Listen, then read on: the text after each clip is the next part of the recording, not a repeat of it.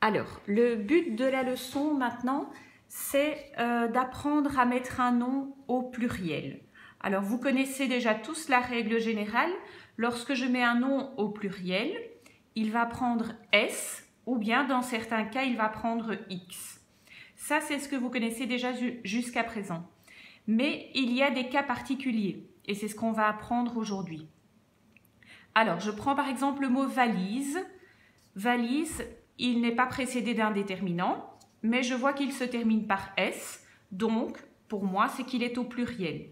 Donc j'écris simplement le mot valise dans la colonne pluriel, avec le S évidemment, sinon ça n'aurait pas de sens. Je prends un autre mot, le mot sentier, un chemin, pas de S, pas de X, donc il est dans la colonne singulier. Un sentier singulier. Je prends un autre mot, vitraux, un vitrail, des vitraux. Ce sont des vitres de couleur qui se trouvent dans certains bâtiments historiques ou comme dans les églises. Donc des vitraux, j'observe qu'il y a un X, il n'y a pas de déterminant devant qui indique si c'est pluriel ou singulier. Donc comme le mot prend X, il est au pluriel, je l'écris dans la colonne du pluriel.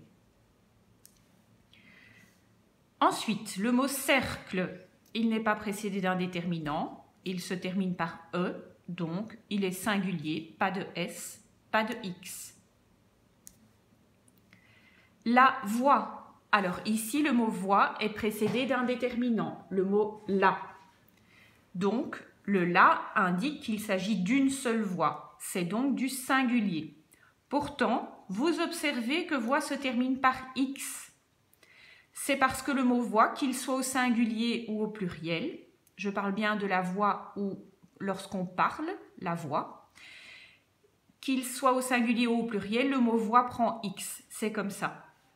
Donc ici, comme il est précédé du déterminant la, je vais le mettre dans la colonne singulier, la voix. Mais j'aurais pu mettre, si j'avais mis les voix, on l'aurait trouvé dans la colonne pluriel. Autre exemple qui est assez similaire, c'est le mot une souris. Si vous observez, souris, et je suis sûre qu'il y en a plusieurs qui connaissent déjà le mot souris prend toujours S, qu'il soit au singulier ou qu'il soit au pluriel. Ici, j'ai mis une souris, donc comme il n'y en a qu'une seule, nous sommes obligés de la mettre dans la colonne du singulier. Donc, une souris, c'est singulier. Voilà, et donc je dois classer en fait tous les mots au bon endroit dans la bonne colonne. Alors, une fois que j'ai fait ceci, voilà ce que ça donne. J'ai classé mes pluriels d'un côté, les singuliers de l'autre. Je vais m'aider de ça pour construire la règle. Et donc, la règle, on va la construire ensemble. Et vous allez bien écouter la construction de la règle et puis vous allez simplement prendre le temps de recopier la règle. Mais avant de recopier, je vous demande vraiment de bien écouter ce que je vais vous dire à partir de maintenant. Alors, je prends donc la feuille avec la règle à compléter sur le pluriel des noms.